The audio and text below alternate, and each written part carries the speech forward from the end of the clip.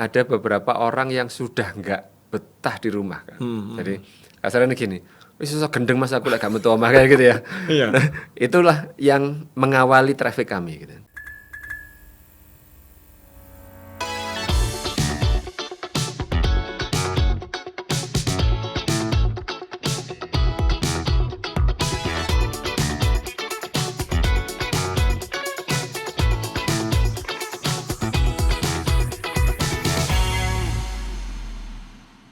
Selamat pagi Mas Fajar. Pagi Pak Jam. Mas Fajar bisa dikenalkan kira-kira apa aktivitasnya akhir-akhir ini atau selama ini? Monggo. Banyak kan jadi pengangguran sih Pak. Jadi beberapa bulan terakhir kita udah mulai, memang benar seperti yang Pak Jam sampaikan ya, kita udah mulai recovery. Tugas besar kita memang merecovery yang kemarin-kemarin berhenti Pak, yang berhenti total semuanya. Jadi ya kita tetap merawat ya, tapi kan pasti nggak bisa optimal. Nah sekarang udah mulai fase pertamanya recovery, ngerawat. Kemudian, nah sedikit-sedikit sudah mulai agak, habis ini nambah apa ya, habis ini nambah apa ya, kayak gitu udah mulai. Karena memang begitu kemarin dilepas apa PPKM, itu memang naik banget. Gitu. Tapi setelah itu hilang. Jadi kayak spike up gitu-gitu. Nah, tapi memang, nah itu juga memang harus jadi kita, jadi concern kita.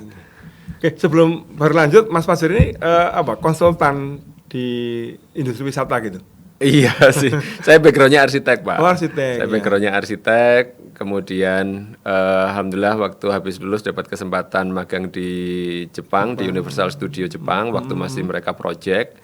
Kemudian pas pulang, balik lagi ke Merjosari, balik ke Merjosari. Kok ya pas waktu itu Jatimpak project pertama gitu kan. Akhirnya sempat dapat kesempatan bantu-bantu di situ untuk handle beberapa perencanaan di sana, plus sampai akhirnya pelaksanaan, sampai operating, akhirnya belajar bisnisnya kayak gitu Pak. Sampai sekarang. Sampai sekarang. Mas Fajar asli Malang berarti ini? Asli Malang Pak, Arek Malang Pak. Arek Malang asli gitu ya. Oke. Oke Mas Fajar. Ini kan kemarin ketika pandemi tentunya industri wisata menjadi industri yang paling terkena dampaknya, paling parah mungkin ya. Kira-kira yang bagaimana menghadapi situasi itu kemarin, Mas? Kita nggak siap, kita nggak siap. Jadi kita nggak siap. Jadi ini sama kalau waktu kita diskusi ya waktu itu ya, kita kayak bayangin orang Jepang itu tidak pernah bayangin Hiroshima Nagasaki itu dibom Amerika. Oh, iya. Jadi suddenly kayak gitu ya, nggak ngira sama sekali gitu. Amerika bisa ngebom kayak gitu. Itu juga kayak gitu. Pariwisata selama ini kapan ada peristiwa paling kalau ada perang dunia 2 kayak gitu ya. Nah, kita nggak melihat sama sekali dan sama sekali nggak mengantisipasi. Tidak siap, sama sekali tidak siap. Itu berapa lama kondisi nggak sadar kayak shock itu berapa lama sampai kemudian ngambil tindakan berikutnya harus apa gitu? Kagetnya sih hitungan hari ya Pak. Kemudian langsung bersikap itu, ya untungnya kan karena waktu itu langsung tutup gitu ya, langsung tutup kayak. Tapi itu waktu itu jadi saya ingin agak flashback nih. Kita ingat waktu itu dikumpulkan sama Bu Wali waktu itu di Batu. Itu saya lupa harinya, tapi hari Jumat. Saya lupa tanggalnya, tapi hari Jumat. Hari Jumat itu dibilang, memang ya ada COVID kayak gini gitu. Itu setelah pengumuman ya. Terus tapi saya sudah komunikasi gitu, sekolah tetap jalan, tempat rekreasi tetap jalan kayak gitu. Hari Minggu dini hari, Bu Gubernur bikin seruan hari Senin sekolah tutup, park tutup semua. Dini hari. Ada kalau nggak salah waktu itu sempat beredar ya, tulisannya tangan Pak. Nah ini maksud saya apa nih? Berarti kan kaget memang, never ready. Semua kita never ready, tapi memang world never ready gitu untuk pandemi COVID gitu ya. Nah, dan memang sangat kaget gitu.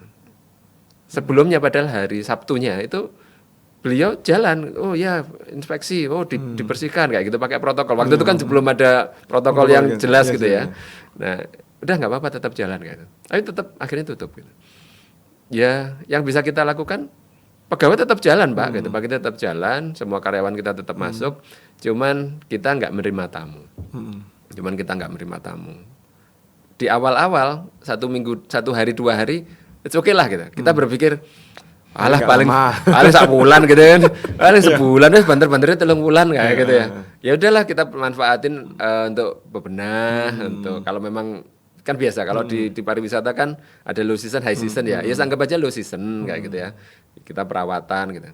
Sampai ternyata gitu kita tahu sendiri gitu kan perkembangannya gitu. Jadi never ready, Pak. Kita never ready. Artinya di awal juga sempat salah prediksi berarti ya. Ketika mengiranya hanya sekian bulan ternyata berlanjut gitu ya. Artinya memang lebih nggak siap lagi akhirnya untuk berikutnya itu. Betul. Jadi kita mikir, nah begitu jalan 1 minggu ya biasanya kan gitu ya Pak. Prei itu kan kalau 1 hari 2 hari asik gitu ya. Iya. Kelamaan. Kelamaan bingung juga ada apa nih. Nah, minggu pertama kita udah mikir apa yang terjadi kalau ini 1 bulan. Oke, kita bikin simulasi A kayak gitu ya. Apa yang terjadi kalau ini 3 bulan? Apa yang terjadi kalau 1 tahun? Apa yang terjadi kalau 2 tahun? Karena waktu itu, nah ini di luar di luar office work kami ya. Bulan Desember kita komunikasi sama teman-teman di Guangzhou waktu itu. Guangzhou waktu itu belum tutup Pak, bulan Desember. Tapi Wuhan sebenarnya sudah outbreak. Desember 2019. Oh, jadi di Indonesia masih nggak ada, nasi kucing, kayak gitu-gitulah, masih goleng cumi-cumi kayak gitu-gitu ya. Nah, kita waktu itu sudah komunikasi. Saya cuma ngerasa, tapi nggak bisa menjelaskan. Ini something big will happen ini. Ada sesuatu yang besar nih.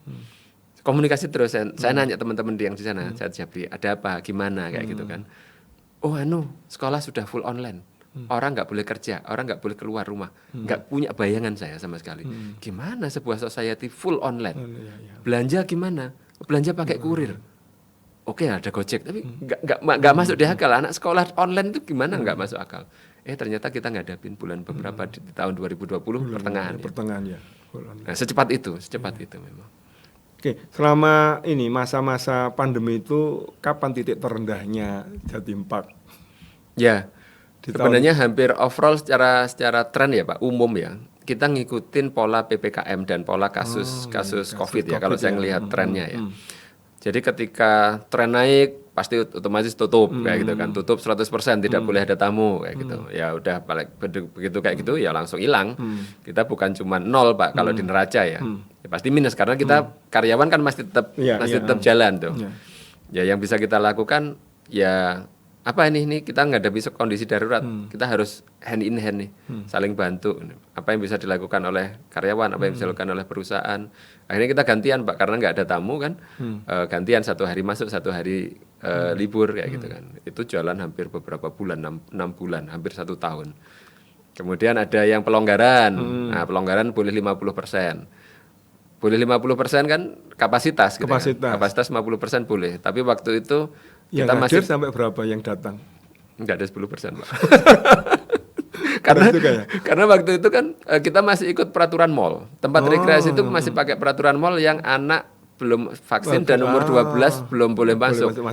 Lah bayangin ada satu keluarga, bapak, ibu, anaknya yang satu umur 17, yang satu umur 12. Yang 12 ditinggal di rumah gitu, terus yang lain ngelencer, nggak mungkin. Ada beberapa yang sudah datang ke situ, anaknya ada anak bawa anak kecil nggak boleh masuk. Karena kan ada satgas kan Pak, dan kita nggak boleh main-main kan. Kalau wis nggak apa-apa, nggak bisa kayak gitu. Apalagi juga ini ya, tidak sekedar wisata buatan, tapi juga ada zoo-nya ya. Yang ini harus Pak, betul. Itu jadi cukup berat ya itu ya. Ya, kalau yang kata teman-teman gini, kita bisa lah Mas puasa gitu ya. Harimau puasanya gimana? Terus saat itu gimana strateginya Jatim Park untuk yang Batu Sekut Zoo-nya itu untuk binatangnya? Ya tetap Pak, vitamin harus tetap masuk, makanan tetap harus masuk. Nah yang berbeda waktu itu sempat saya mikir gini, Pak gimana kalau kita selama ini kan beli di luar gitu. Gimana kalau yang kita beli ke teman-teman sendiri, karyawan.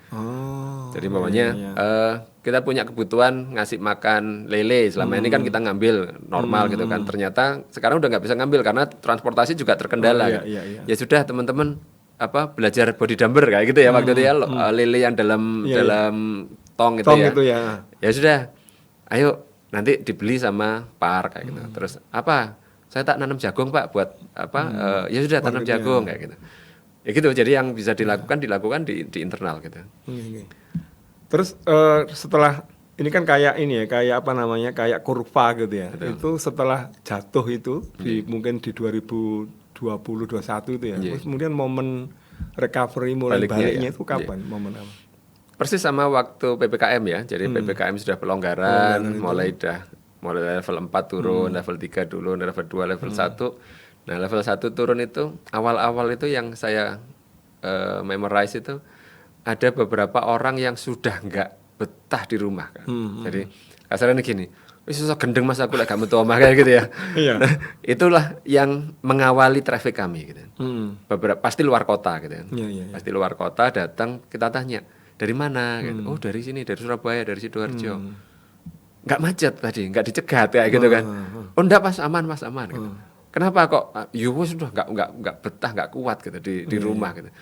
Nah itu kita sampai pada titik bahwa oh ternyata orang-orang paham bahwa berwisata itu sekarang jadi kebutuhan psikologis yang primer gitu. Wellnessnya itu ya. Wellness itu dalam artian menjaga sanity-nya dia, menjaga kestabilan jiwa gitu. Nah itu sekarang makin di ya akhirnya muncul istilah healing gitu ya. Ada istilah healing itu menggantikan istilah rekreasi, wisata sekarang digantikan sama istilah healing sama anak milenial gitu ya. Nah itu muncul itu. Nah mereka lah yang begitu udah kayak gitu akhirnya kan kedok tular. Nah mereka di Jatim Park loh kayak gitu. Saya sudah di sini kayak gitu kan pasti sosmed gitu ya. Kekuatan itu nah akhirnya di belakangnya ngikut. Akhirnya trafficnya jalan, mulai jalan.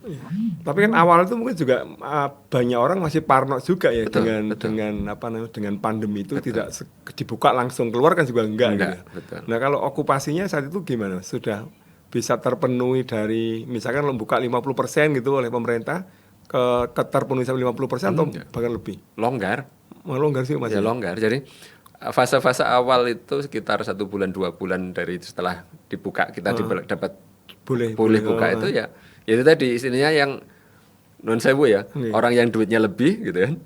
Sama yang tekadnya lebih gitu. Tekadnya lebih nekat gitu. Wes Mas Ano nanti katanya dicegat di jalan, wah dicoba aja kayak itu kan nekat tuh. Ada juga ya duitnya memang ada. Mereka punya spending punya kemampuan spending kayak gitu. Nah, itu yang jadi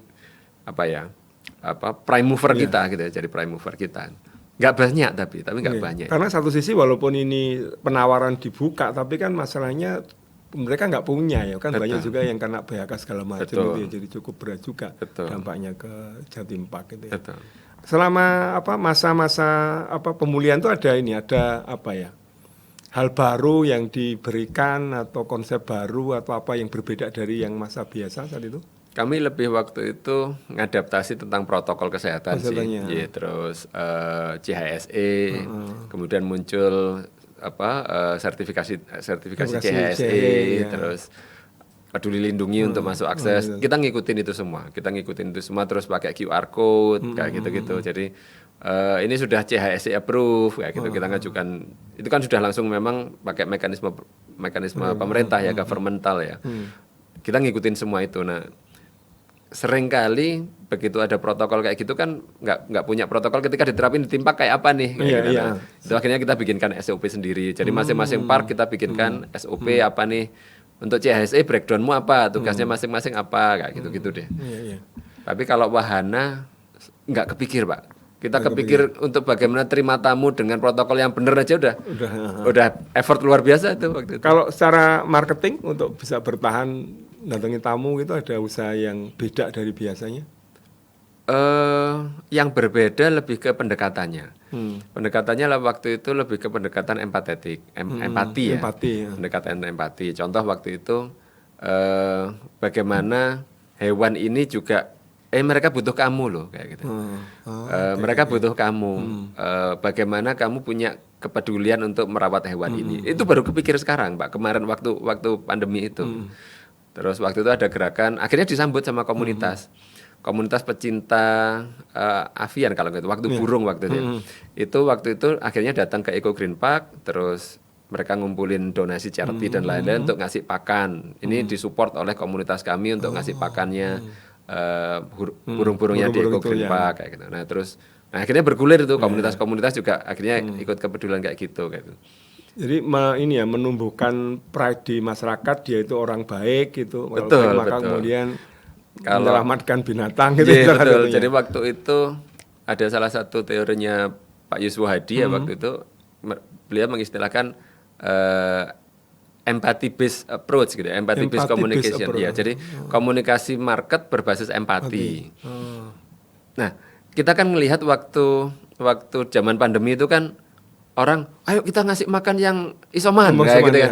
Ayo gimana kita bisa ngasih orang Indonesia kan berbaginya tuh luar biasa, tuh Masya Allah itu memang. Jadi itu sangat khas Indonesia. Gitu. Nah, ini juga berlaku juga untuk semua bidang keminatan gitu, yang kecintaannya kepada hewan, kecintaannya kepada vegetasi, kepada tanaman kayak gitu ya. Nah itu kan, waktu itu sempat rame Pak. Orang Surabaya belanja tanaman. Waktu itu kan jalan belanja bawa pulang tanaman, mereka berhobi ditanam di rumah, nanam tanaman kayak gitu-gitu. Nah itu kita kemas jadi apa? Komunikasi berbasis empati istilahnya teman-teman di marketing waktu itu. Tapi nggak sempat apa namanya? Pernah dengar rumor apa namanya? Binatangnya kayak di apa namanya itu boleh dipelihara di rumah gitu nggak sampai ya? Ada kayak apa orang tua angkat lah gitu. Iya, itu waktu itu sempat dijajaki, Pak. Sempat dijajaki, kita mau bikin platform animal adoption gitu ya. Tapi mereka masih tetap tinggal di zoo gitu kan. Mereka tinggal di zoo, terus mereka bisa mengadopsi secara virtual. Kan? Kita waktu itu sempat ngutak-ngutik kayak gitu. Jadi mungkin pasang CCTV, mereka punya akses, terus ada obrolan oleh kipernya, menjelasin ke anak-anak yang mengadopsi kayak gitu. Tapi itu murni sebagai market approach ya, hanya menyentuh customer. Kan kita nggak bisa dapat duit ya, nggak bisa dapat duit dari situ gitu ya. Teman bangun engagement oke lah gitu. Kita waktu itu sempat bikin virtual trip kayak gitu ya, bikin pakai kamera 360 atau jalan-jalan, ngevlog kayak gitu rutin, nge-live kayak gitu rutin.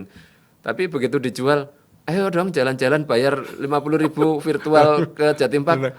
Ada sopo. Ada orang kita gitu kan. Ya, itu nggak dapat gitu. Tapi sebagai engagement oke lah dapat ya. Minimal kita jaga bahwa kita masih berkomunikasi dengan pasar. Tapi ada yang tertarik waktu yang animal adoption itu, yang dengan cara ada tapi basisnya komunitas. Oh komunitas. Kalau personal belum ada yang nggak banyak, ada tapi nggak banyak. Sampai di ini apa namanya kalau pernah ke wihara itu kan ditulis gitu Pak. Iya betul. Ditulis siapa ini ya. Betul. Oleh siapa gitu, present siapa gitu ya. Arahnya sebenarnya maunya ke sana tapi akhirnya kita nggak jadi jalan program itu. Akhirnya jalan sama lewat komunitas karena mereka lebih teragregasi ya sudah. Nah, kan kalau itu terjadi minimal kan tercover ya kebutuhan binatang itu selama sekian itu gitu ya. Itu nggak sampai gitu ya.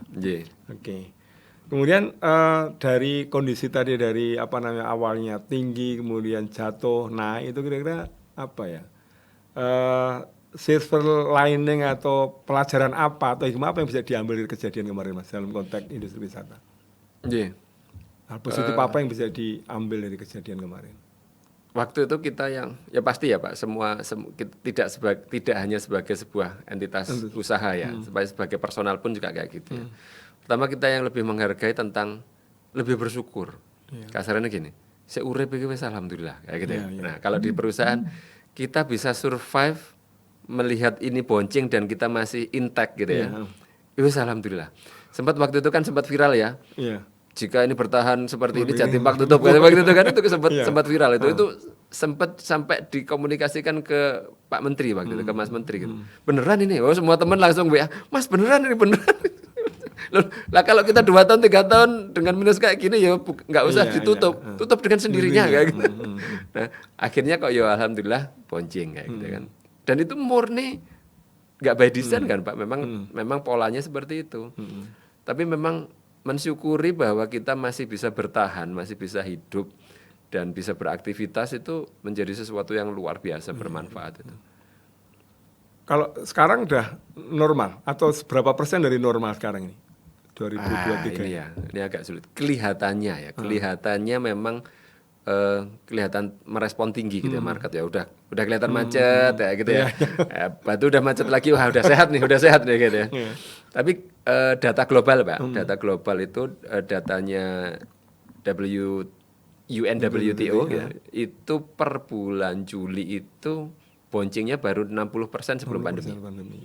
Di kami memang ada spike up gitu ya, kayak gitu naik, terus tiba-tiba turun. Gitu. Overall mirip-mirip sih. Bahkan beberapa tempat nggak sampai separuh. Yang berubah itu mungkin volumenya tetap atau mungkin volumenya ada ya, tapi buying cap-nya turun, Pak. Kapasitas daya belinya turun. Kapasitas daya beli turun. Yang spend money tiap orangnya turun ya. Gitu. Jadi contohnya. Dulu orang belanja gitu ya, oleh-oleh gitu ya.